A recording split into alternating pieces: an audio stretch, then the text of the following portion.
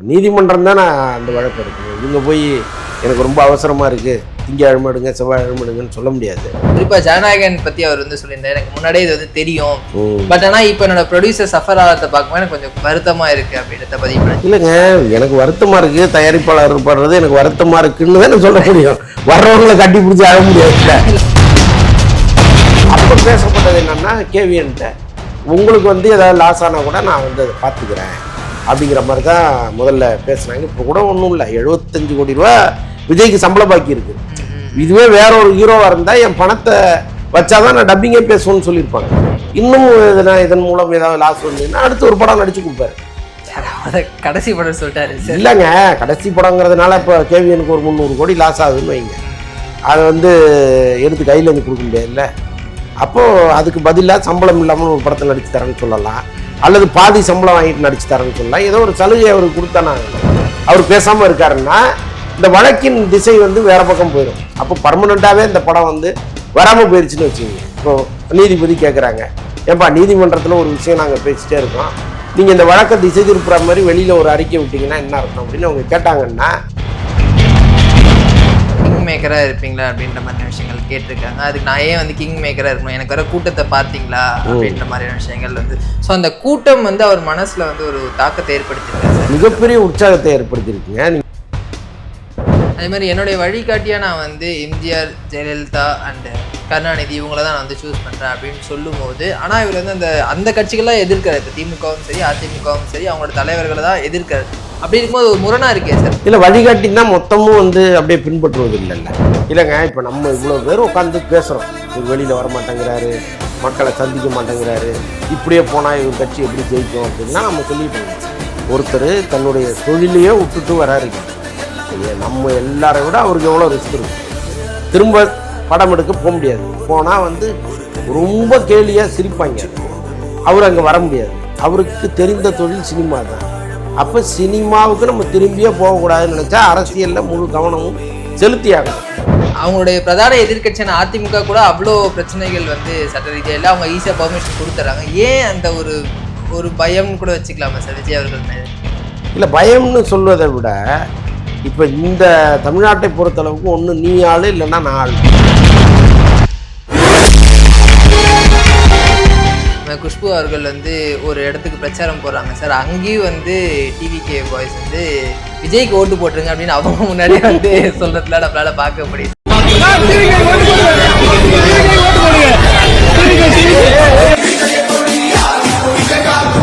இது மற்ற அரசியல் நிர்வாகிகளுக்கு எந்த அளவுக்கு ஒரு அசௌகரியத்தை ஏற்படுத்தும்? இல்லைங்க, அது அவங்க ஆர்வத்தின் காரணமாக சொல்கிறாங்க, ஆர்வ மிகுதியில் சொல்கிறாங்க. அவங்களும் அதை கேட்டுட்டு சிரிச்சுட்டு போனாங்க.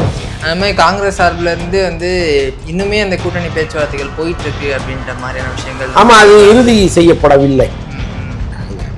பேச்சுவார்த்தை திமுகவோட நடந்துட்டு இருக்கு, அண்டர் கிரவுண்டில் தாவேகாவோடு பேசிட்டு தான் இருக்காங்க. எந்த நேரத்திலும் எதுவும் நடக்கும்.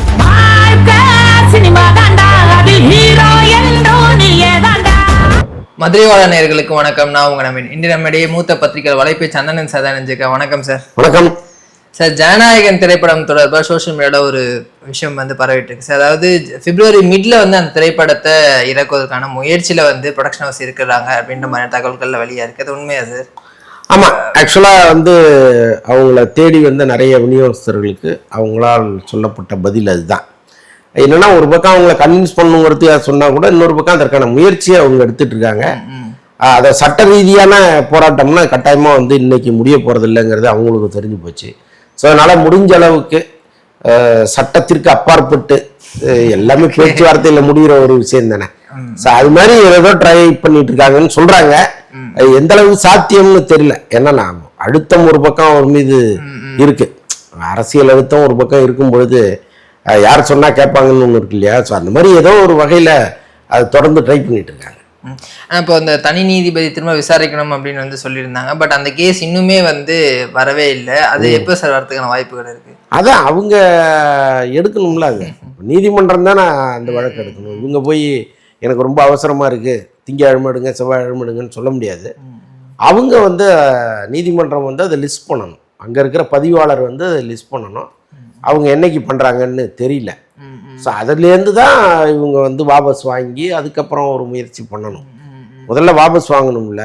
ஸோ அதுக்காக வெயிட் பண்ணிட்டு இருக்காங்க. இல்லை இப்போ நீங்கள் திரைமறைவில் வந்து சில விஷயங்கள் நடந்தாலும் கூட அந்த அஃபிஷியலாக வாபஸ் வாங்கினா தானே சார் அடுத்த கட்ட நடவடிக்கைகள் எடுக்க முடியும். அதுதாங்க இப்போ அந்த வழக்கை லிஸ்ட் பண்ணுறதுக்கே சில முயற்சிகள் இருக்கு. ஓகே. எல்லா வழக்கையுமே வந்து அவங்க கூப்பிடும்போது இருக்கலாம்னு யாரும் இருக்கிறது இல்லைல்ல. ஏதோ ஒரு வகையில் ப்ரெஷர் கொடுப்பாங்க. ஸோ அந்த மாதிரி ஒரு பக்கம் முயற்சி நடந்துட்டு இருக்கு. என்டிடிவிக்கு விஜய் அவர்கள் கொடுத்த பேட்டி வந்து மிக வைரலாக வந்து பேட்டி கூட இல்லை, அங்கே பார்த்துட்டு வந்து வெளியே சொன்னவங்க வந்து சில விஷயங்கள், அது குறிப்பாக ஜனநாயகன் பற்றி அவர் வந்து சொல்லியிருந்தார். எனக்கு முன்னாடியே இது வந்து தெரியும், பட் ஆனால் இப்போ என்னோட ப்ரொடியூசர் சஃபர் ஆகிறத பார்க்கும்போது எனக்கு கொஞ்சம் வருத்தமாக இருக்குது அப்படின்றத பதிவு பண்ணேன். இது வந்து ஒரு ஜென்ரலான ஒரு இது மாதிரி தான் தெரியுது. ஒரு அக்கறையோடு அவர் வந்து விசாரித்த மாதிரி தெரியலையே சார். அதுக்கான முயற்சிகளை எடுத்துகிட்டு இருக்கோன்ற மாதிரி கூட அவர் எதுவுமே சொல்லலையே சார். இல்லைங்க, எனக்கு வருத்தமாக இருக்குது, தயாரிப்பாளர் படுறது எனக்கு வருத்தமாக இருக்குன்னு தான் சொல்ல முடியும். வர்றவங்களை கட்டி பிடிச்சி ஆக முடியாது. இல்லை அப்போ அந்த மாதிரி சொன்னால் முயற்சி எடுத்துட்டு இருக்கோம். ஏதாவது அப்டேட் சொல்லியிருக்கலாம்ல சார், இப்போ வரும் அப்போ வரும் அப்படின்ற மாதிரி ஏதாச்சும். அது அவர் கையிலே இல்லையே, யாருக்குமே அது எப்போ வருங்கிறது தெரில. இப்போ கூட அந்த தயாரிப்பாளருக்கு நம்ம சொன்ன மாதிரி பிப்ரவரி மிடில் வருமானு தெரிலல்ல. ஒரு முயற்சி எடுக்கிறாங்க, அவ்வளோதான். யார் கையிலையும் இந்த முடிவு இல்லை. முடிவு வேற ஒருத்தர் கையில் இருக்குது. அது எப்போ அங்கே மனம் விலகி அல்லது ஏதோ ஒன்று சரி ரைட்டு விட்டு தொலைங்கன்னு சொல்கிறதுக்கு வாய்ப்பு இருக்கான்னு தெரியல. இவங்க முயற்சி எடுக்கிறாங்க. அதில் எந்த அளவுக்கு பதில் சொல்ல முடியுமோ அந்த அளவுக்கு அவர் சொல்லியிருக்காரு. இந்த படத்தை ஆரம்பிக்கும் போதே இந்த கேள்வி வந்துச்சு. ஜனநாயகன் படத்தை கேவிஎன் நிறுவனம் வந்து துவங்கும் போதே நான் அரசியல் கட்சி ஆரம்பிக்கணுங்கிற அப்பெல்லாம் ஆரம்பிச்சிட்டாருன்னு நினைக்கிறேன். ஆரம்பிச்சாச்சு, இடையூறுகள் இருக்கும் படம் ரிலீஸ் அப்போ. ஆனால் இவ்வளோ பெரிய இடையூறு இருக்கும்னு நினச்சிருக்க மாட்டார். இங்கே நறுக்குங்க அங்கே நறுக்குங்கம்பாங்க, பெருசாக தியேட்டர் கொடுக்காம ஒரு நெருக்கடி கொடுப்பாங்கன்னு தான் அவர் நினைச்சாரு. படமே வரவிடாம அளவுக்கு பண்ணுவாங்கன்னுலாம் அவர் நினைக்கவே இல்லை. அப்போ பேசப்பட்டது என்னன்னா, கேவிஎன்ட்ட உங்களுக்கு வந்து ஏதாவது லாஸ் ஆனால் கூட நான் வந்து அதை பார்த்துக்கிறேன் அப்படிங்கிற மாதிரி தான் முதல்ல பேசுனாங்க. இப்போ கூட ஒன்றும் இல்லை, 75 கோடி ரூபா விஜய்க்கு சம்பளம் பாக்கி இருக்கு. இதுவே வேற ஒரு ஹீரோவாக இருந்தால் என் பணத்தை வச்சாதான் நான் டப்பிங்கே பேசுவேன்னு சொல்லியிருப்பாங்க. பட் அவர் அதெல்லாம் எதிர்பார்க்காம தான் அவங்க டப்பிங்லாம் பேசி இந்த படத்தை முடிச்சு கொடுத்துருக்குறாரு. ஸோ அப்படி இருக்கும் பொழுது இன்னும் இதன் மூலம் ஏதாவது லாஸ் வந்துன்னா அடுத்து ஒரு படம் நடிச்சு கொடுப்பாரு. கடைசி படம் சொல்லிட்டாரு. இல்லைங்க, கடைசி படங்கிறதுனால இப்போ கேவிஎனுக்கு ஒரு 300 கோடி லாஸ் ஆகுதுன்னு வைங்க. அதை வந்து எடுத்து கையில் இருந்து கொடுக்க முடியாதுல்ல. அப்போ அதுக்கு பதிலாக சம்பளம் இல்லாமல் ஒரு படத்தை நடிச்சு தரேன்னு சொல்லலாம், அல்லது பாதி சம்பளம் வாங்கிட்டு நடிச்சு தரேன்னு சொல்லலாம். ஏதோ ஒரு சலுகை அவருக்கு கொடுத்தானே ஆகணும். அப்போ அதுக்காகவாவது திரும்ப வரணும்ல அவர். அதாவது நடிப்பு அதுலேருந்து அவர் விலகி போகணும் அப்படின்லாம் யாருமே இங்கே அவரை கேட்கல. அவராக அப்படி ஒரு முடிவு எடுத்திருக்காரு. என்னென்னா, நம்மளை வச்சு வேற ஒருத்தர் இப்போ நாளைக்கு படம் எடுக்க வந்தாலும் இதே குடைச்சல் அவர் கொடுப்பாங்க. அப்போ நம்மளால ஒரு தயாரிப்பாளர் எதுக்கு சஃபர் ஆகணும்? அதனால நடிப்புலேருந்து முழுசாக விலகி நாம் நினச்ச ஒரு அரசியலை பண்ணுவோம். இன்னும் கூட அவர் ஸ்ட்ராங்காக பேச முடியும். இப்போ இந்த படம் கையில் போய் மாட்டிக்கிச்சுங்கிறதுனால தான் வாயவே திறக்காமல் இருக்கார். இப்போ ஏன் ஜனநாயகன் படம் வந்து முடக்கப்பட்டது அல்லது ஏதோ ஒரு சதி நடக்குதுன்னு அவர் பேசாமல் இருக்காருன்னா, இந்த வழக்கின் திசை வந்து வேற பக்கம் போயிடும். அப்போ பர்மனண்டாவே இந்த படம் வந்து வராமல் போயிடுச்சுன்னு வச்சுக்கோங்க. இப்போ நீதிபதி கேட்குறாங்க, ஏன்பா நீதிமன்றத்தில் ஒரு விஷயம் நாங்கள் பேசிட்டே இருக்கோம், நீங்கள் இந்த வழக்கை திசை திருப்புற மாதிரி வெளியில் ஒரு அறிக்கை விட்டீங்கன்னா என்ன அர்த்தம் அப்படின்னு அவங்க கேட்டாங்கன்னா பதில் கிடையாது. அப்போ மேலும் வந்து அந்த படம் வந்து முடங்குவதற்கான ஒரு சூழ்நிலை வந்துடும். அப்போ ஏன் இப்படி ஒரு நெருக்கடி நம்ம போய் சிக்கிறோம்? வேணாம், படமே வேணாம், நம்ம பாட்டா என்ன மனசில் நினைக்கிறோமோ பேசுவோமே அப்படின்னு தான் அவர் வந்து இது கடைசி படம்னு அறிவிச்சார். கடைசி படமே போய் சிக்கிச்சுன்னா என்ன பண்ணுறது?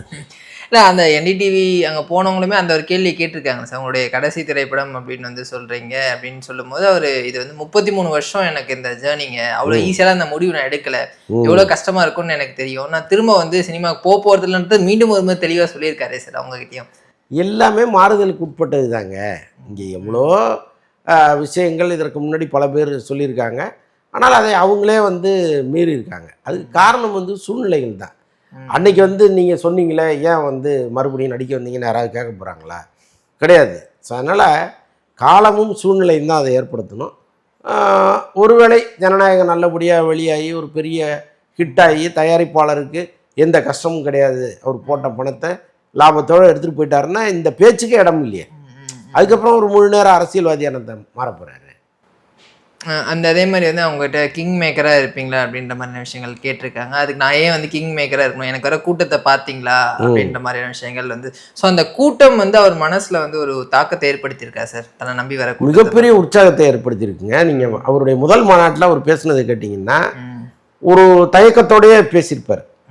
அது கொள்கை எதிரி, அரசியல் எதிரி, பாயசம், பாசிசம் அந்த மாதிரிலாம் அப்படியே மேற்கோள் காட்டி அப்படியே கடந்து போயிட்டார் அவர். அந்த கூட்டம் வந்து அவருக்கு ஒரு பெரிய தெம்பை கொடுத்து தான் 2வது மாநாட்டில் கொஞ்சம் அதிகமாக பேசினார் அவர். அதுக்கப்புறம் ரோட் ஷோலெல்லாம் இன்னும் ரொம்ப ஃபோர்ஸாகவே பேச ஆரம்பிச்சிட்டாரு. அவர் அவ்வளோ ஃபோர்ஸ்ஃபுல்லாக வராருங்கிறது தான் ஏதோ ஒரு கண் திருஷ்டி பட்டுச்சா அல்லது இயற்கை ஒரு சதி பண்ணிச்சான்னு தெரியல, இந்த மாதிரி ஒரு பெரிய ஆக்சிடென்ட் ஆகி நடந்து போச்சு. ஸோ அப்போ அவரே கொஞ்சம் அந்த சுணக்கம் ஏற்படுகிற அளவுக்கு ஒரு சூழ்நிலை மாறினோன்னு தான் அந்த வேகமே அவருக்கு தடைப்பட்டுச்சு. இல்லைன்னா அவரெல்லாம் இன்னைக்கு போன வேகத்துக்கு இந்நேரம் மொத்த தமிழ்நாட்டையும் சுற்றி முடிச்சிருப்பார் இல்லையா? இப்போவே நிறைய சர்வேஸ்லாம் வந்து 22, 25ன்ற மாதிரி ஒருவேளை அதெல்லாம் முடிஞ்சிருந்துச்சு அப்படின்னா வந்து இன்னும் அந்த செல்வாக்கு அதிகமாகிறதுக்கான வாய்ப்புகள் இருந்திருக்குல்ல சார்? கட்டாயமா அது. ஆனால் என்ன சொல்கிறாங்கன்னா அந்த சம்பவத்திற்கு பிறகு அவருக்கு இன்னும் கொஞ்சம் அதிகமாகி தான் இருக்குது. அந்த சர்வே ரிப்போர்ட்ஸ் எல்லாம் அதிகமாக தான் இருக்குது. அவர் எந்த வகையிலையும் குறையில அப்படின்னு தான் நான் சொல்கிறாங்க. அதே மாதிரி என்னுடைய வழிகாட்டியாக நான் வந்து எம்ஜிஆர், ஜெயலலிதா அண்டு கருணாநிதி இவங்கள தான் நான் வந்து சூஸ் பண்ணுறேன் அப்படின்னு சொல்லும் போது, ஆனால் இவர் வந்து அந்த கட்சிகள்லாம் எதிர்க்கிறார். இப்போ திமுகவும் சரி அதிமுகவும் சரி அவங்களோட தலைவர்களை தான் எதிர்க்கிறார். அப்படி இருக்கும்போது ஒரு முரணாக இருக்கே சார். நான் இவங்கள வந்து வழிகாட்டியாக நான் எடுத்துக்கிறேன், ஆனால் வந்து நான் அந்த கட்சியை எதிர்ப்பேன் அப்படின்றது வந்து முரணாக தெரியலையா சார்? இல்லை, வழிகாட்டின்னா மொத்தமும் வந்து அப்படியே பின்பற்றுவது இல்லைல்ல. இப்போ திரைத்துறையிலிருந்து அரசியலுக்கு வந்தவர் எம்ஜிஆர், அதே மாதிரி திரைத்துறையிலேருந்து நான் அரசியலுக்கு வந்திருக்கேன். ஜெயலலிதா அம்மா திரைத்துறையிலேருந்து வந்தாங்க, நான் அவங்க வழியை பின்பற்றி வந்திருக்கேன். ஜெயிச்சவங்கள அவர் சொல்கிறாரு, தோத்தவங்கள ஒரு கணக்கில் எடுத்துக்கல. ஒரு சரத்குமாரையோ டிஆரையோ பாக்கியராஜையோ அவர் எடுத்துக்கல. ஏன்னா அவங்களும் திரைத்துறையிலேருந்து தான் வந்தாங்க, ஆனால் ஜெயிக்கல. ஆனால் யார் ஜெயிச்சாங்களோ அவங்கள ரோல் மாடலாக எடுத்திருக்காரு. இதில் என்ன தப்பு? இல்லை, அது இப்போ கலைஞர் அவர்களாக இருக்கட்டும், ஜெயலலிதா அவர்களாக இருக்கட்டும், அவங்களோட ஆட்சி ஊழல் நிறைந்த ஆட்சி அப்படின்னு வந்து இவர் சொல்கிறாரு. அந்த கட்சி வந்து ஒரு ஊழல் கட்சி அப்படின்னு வந்து குற்றம் சாட்டுறாரு. அப்படி இருக்கும்போது அந்த தலைவர்களே வந்து நான் வந்து ஒரு வழிகாட்ட எடுத்துக்கிறேன் அப்படின்னும் போது அப்போ அந்த ஒரு முரண் இருக்குல்ல சார் அங்கே? இல்லைங்க, ஊழல்ங்கிறத தள்ளி வச்சுட்டு நீங்கள் பார்த்தீங்கன்னா ஒவ்வொருத்தட்டையும் ஒரு தனித்தன்மை இருக்குது.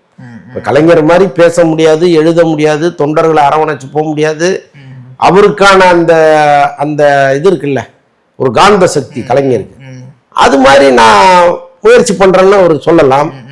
எம்ஜிஆர் சொல்லவே வேண்டாம், அவர் வந்து அவர் நடமாடும் ஒரு சூரிய வெளிச்சம். அது இந்த பக்கம் அவங்களுடைய தைரியம், யாரா இருந்தாலும் அந்த கவலைப்படாமல் அணுகுகிற அந்த திறமை, ஆற்றல், அதெல்லாம் கூட எடுத்துக்கலாம்ல. இப்போ எல்லாத்தையும் எடுத்துக்க வேண்டிய அவசியம் இல்லை. ஏதோ ஒரு விதத்தில் நான் வந்து அவங்களால கவரப்பட்டேன்னு சொல்றதுல என்ன தவறு? அதே மாதிரி அடுத்த 3 மாதம் வந்து என்னோட வேலை ரொம்ப வந்து சிறப்பாக இருக்கும், ரொம்ப கடினமாக உழைக்க போகிற மக்களுக்கு அப்படிலாம் வந்து சொல்லியிருக்காரு சார். அந்த எந்த மாதிரியான பிளான்ஸ் அவர் வச்சிருக்காரு சார்? இன்னொரு 3 மாதம் எலெக்ஷனுக்கு இருக்குது அப்படின்னும் போது என்ன மாதிரி பிளான்ஸ் அவர் மைண்டில் இருக்கும்? இல்லைங்க, இப்போ நம்ம இவ்வளோ பேர் உட்காந்து பேசுகிறோம், இவர் வெளியில் வர மாட்டேங்கிறாரு, மக்களை சந்திக்க மாட்டேங்கிறாரு, இப்படியே போனால் இவர் கட்சி எப்படி ஜெயிக்கும் அப்படின்லாம் நம்ம சொல்லிட்டு இருக்கோம். ஒருத்தர் தன்னுடைய தொழிலையே விட்டுட்டு வராரு இங்கே. இப்போ நம்ம எல்லாரை விட அவருக்கு எவ்வளோ ரிஸ்க் இருக்கும். திரும்ப படம் எடுக்க போக முடியாது, போனால் வந்து ரொம்ப கேலியாக சிரிப்பாங்க. அது அவர் அங்கே வர முடியாது. அவருக்கு தெரிந்த தொழில் சினிமா தான். அப்போ சினிமாவுக்கு நம்ம திரும்பியே போகக்கூடாதுன்னு நினச்சா அரசியலில் முழு கவனமும் செலுத்தி ஆகணும். அப்போ மற்றவர்கள் விமர்சிப்பது எல்லாமே வந்து அவர் கேட்டுக்கிட்டு இருக்காரு. கட்டாயமாக இப்போ அவர் சொன்ன மாதிரி இந்த 3 மாதத்தை நான் வந்து சும்மா எடுத்துக்க மாட்டேன், ரொம்ப சீரியஸாக ஒரு அரசியல் பண்ணுவோன்னு அவர் சொல்கிறாரு. இறங்கி வெளியில் வரத்தான் போகிறாரு. அதுக்கு வந்து பல காரணங்கள் இங்கே இருக்குது. ஒரு புறம் வந்து சட்ட ரீதியாக அவரை முடக்குவதற்கான வேலையும் நடக்குது. என்னென்னா இப்போ எல்லா கட்சிகளுமே ஒரு ஆர்ப்பாட்டம், ஒரு பொதுக்கூட்டம்னா ஏதோ ஒன்று ஒரு ரோட் ஷோன்னா கொஞ்சம் சலுகைகள் எல்லாம் கொஞ்சம் கம்மியாக கிடைக்குது. பட் இங்கே இவர் போனாருன்னா கடுமையான நிபந்தனைகள் விதிக்கிறாங்க. ஒரு கிட்டத்தட்ட ஒரு 80-90 நிபந்தனைகளை விதிக்கும்போது ரொம்ப கஷ்டமாக இருக்குது அவங்களுக்கு. ஸோ இதையெல்லாம் முறியடித்து தான் அவர் வர வேண்டியதாக இருக்குது. ஸோ அதனால் இந்த இந்த இந்த டைம் இருக்குல்ல, ரொம்ப குரூசியல் டைமும் இருக்குது. இதை வந்து அவர் சும்மா ஏதோ என்டிடிவியில் ஒரு கேள்வி கேட்டாங்க, நான் பதில் சொன்னேன்னு சொல்லிட்டு இருந்துட்டாருன்னா அவருக்கு செல்வாக்கு இருக்குது, வீட்டுக்கு ஒரு ஓட்டு இருக்குங்கிறதெல்லாம் தாண்டி அது ஒரு மிகப்பெரிய ரிஸ்க்காக மாறும். சோஷியல் மீடியாவில் ஃபன்னியாக கூட ஒரு சில போட்டிருந்தாங்க சார், திமுக அதிமுக எதுக்கு ஒன்று சேருதோ இல்லையோ விஜய் அவர்களை எதிர்க்கிறதுக்காக வந்து ஒன்று சேருது அப்படின்ற மாதிரி விஷயங்கள். இப்போ நீங்கள் சொன்ன மாதிரி சட்ட ரீதியாக பல பிரச்சனைகள் இருக்குது. அவங்களுடைய பிரதான எதிர்க்கட்சியான அதிமுக கூட அவ்வளோ பிரச்சனைகள் வந்து சட்ட ரீதியாக இல்லை, அவங்க ஈஸியாக பர்மிஷன் கொடுத்துட்றாங்க. ஏன் அந்த ஒரு பயம்னு கூட வச்சுக்கலாமா சார் விஜய் அவர்கள் மேலே? இல்லை, பயம்னு சொல்வதை விட இப்போ இந்த தமிழ்நாட்டை பொறுத்தளவுக்கு ஒன்று நீ ஆள் இல்லைன்னா நான் ஆள்றேன், மூணாவதாக ஒருத்தர் இங்கே வந்துடக்கூடாதுங்கிறதுல அவங்க உறுதியாக இருக்காங்க. ஸோ அதுதான் வந்து ஒரு மாதிரி அவங்களுக்குள் பேசி வச்சுட்டு செய்கிறாங்களான்னு கூட நமக்கு சில நேரம் சந்தேகம் வருது. என்ன காரணம் அப்படின்னா, இப்போ எடப்பாடி மீது ஏகப்பட்ட வழக்குகள் இங்கே இருக்குது. ஆனால் திமுக ஆட்சிக்கு வந்ததும் நான் அவங்களெல்லாம் இன்னும் விடவே மாட்டேன் அப்படின்லாம் சொல்லிட்டு தான் ஆட்சிக்கு வந்தாங்க. ஆனால் ஒரு முறை கூட அவருக்கு எதிராக பெருசாக இவங்க சட்ட ரீதியாக எதுவுமே பண்ணதா நமக்கு தெரில. இப்போ கொடநாடு வழக்கெல்லாம் என்ன ஆச்சுன்னே தெரில. நினச்சிருந்தா அதை விரைவுபடுத்தி அதை ஒரு முடிவுக்கு வந்திருக்கலாம். அப்போ இந்த மாதிரி வந்து மாறி மாறி ஒருவருக்கொருவர் பாதுகாத்துக்கிறாங்களோங்கிற அளவுக்கு மக்களுக்கு சந்தேகம் இருக்குது. அப்போ புதுசாக ஒரு ஆள் வரும்பொழுது நாம் அவரை வரவிட்டுறக்கூடாது அப்படிங்கிற எண்ணம் தான். இதில் வந்து எடப்பாடிக்கு எப்படியாவது விஜயோடு சேர்ந்து நாம் ஆட்சியில் வந்து உட்காந்துட்டு முதலமைச்சர் ஆகிட்டோம்னா எப்படி ஓபிஎஸ்ஸை காலி பண்ணணுமோ அந்த மாதிரி விஜயை கூட காலி பண்ணிட்டு போயிடலாம் அப்படின்னு கூட நினச்சிருக்கலாம். எப்போவுமே இந்த இடத்துக்கு வருவதற்கு தானே போராட்டம். வந்த பிறகு யாரெல்லாம் கொண்டு வந்து விட்டாங்களோ அவங்களெல்லாம் எட்டி உதைக்கிறது தான் முதல் வேலையாக இருக்கும் அரசியல்வாதிகளுக்கு. அதை அவர் ரொம்ப சிறப்பாக செஞ்சிட்டு இருக்காரு.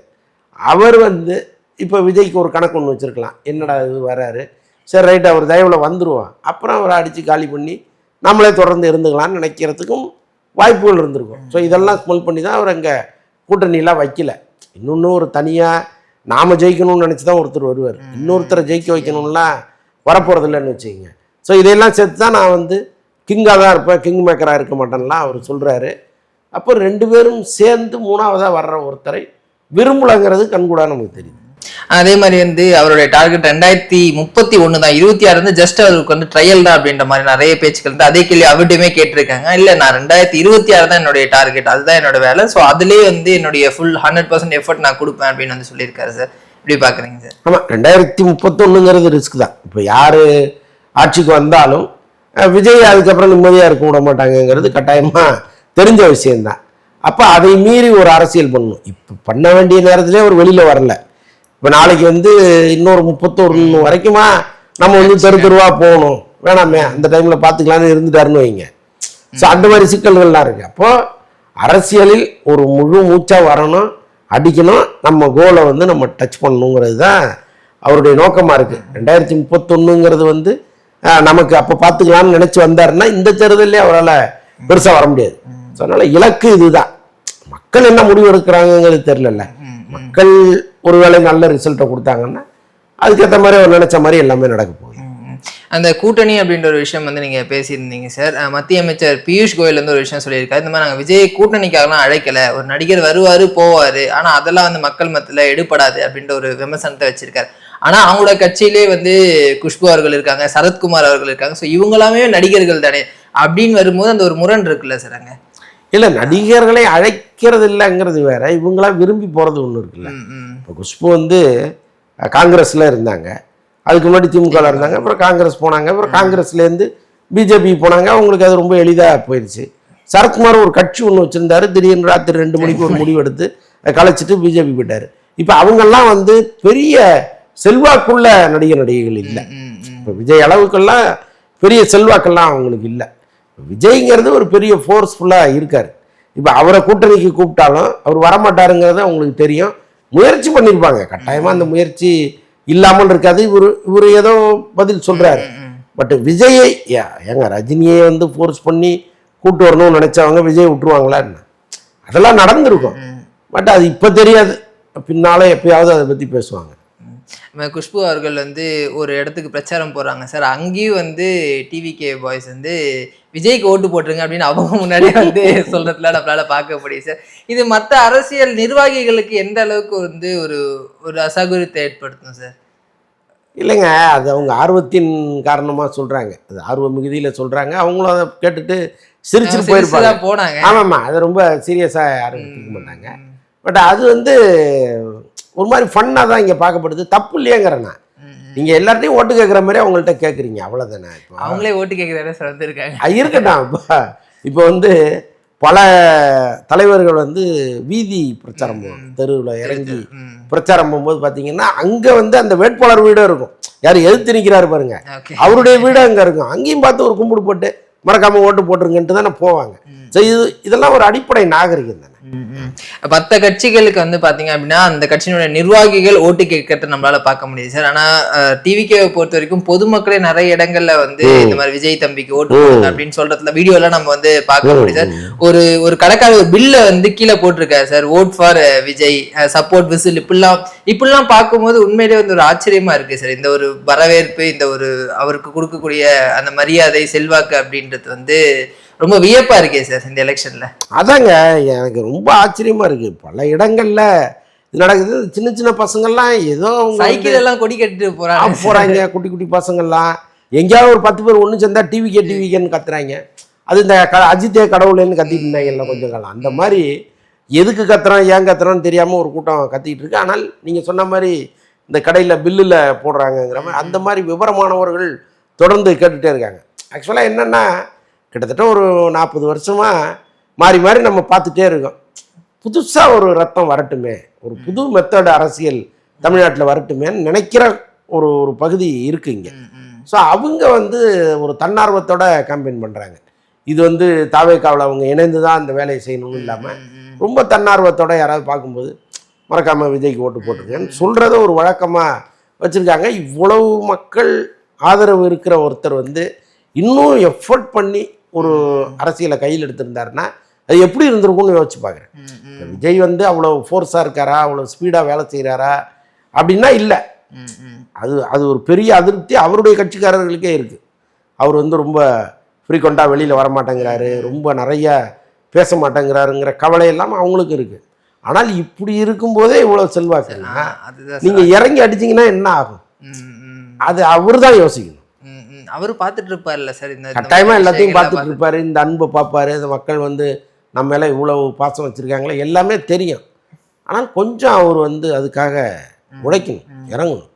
மேபி அதனால தான் வந்து இந்த 2 கூட்டணி இல்லை, நாம் தனியாக தான் நிற்கிறோம் அப்படின்ற ஒரு முடிவு எடுத்தார் சார். மக்கள் இவ்வளோ நம்ம நம்புறாங்க, நம்ம போய் ஒரு கட்சியோட கூட்டணி வச்சோம் அப்படின்னா அந்த நம்பிக்கை பொய்யாயிடுமே அப்படின்றதுனால கூட அந்த பிஜேபி கூட்டணிக்கு அழைச்சதை கூட நிராகரிச்சிருக்கலாம்ல சார். இல்லை, பிஜேபியோட கூட்டணி வைக்கவே முடியாது. ஏன்னா அவர் என்னுடைய கொள்கை எதிரின்னு அறிவிச்சிட்டார். அறிவித்த பிறகு அவங்களோட கூட்டணி வைப்பதுங்கிறது ரொம்ப ரொம்ப காமெடியாக மாறிடும். அதனால் அந்த வேலையை அவர் எந்த காலத்திலையும் செய்ய முடியாது. இன்னொன்று, தமிழகத்தை பொறுத்த அளவுக்கு பிஜேபியோட கூட்டணி வைக்கிறதுங்கிறது எல்ஐசி மாடியிலேருந்து கீழே குதிக்கிறதுக்கு சமம். அதை வந்து ஒரு புதுசாக அறிமுகமான ஒரு கட்சி அந்த வேலையை செய்ய வச்சுது. ஏற்கனவே பெரிய கட்சியே பிஜேபியோட கூட்டணி வச்சு மண்ணை கவிச்சு.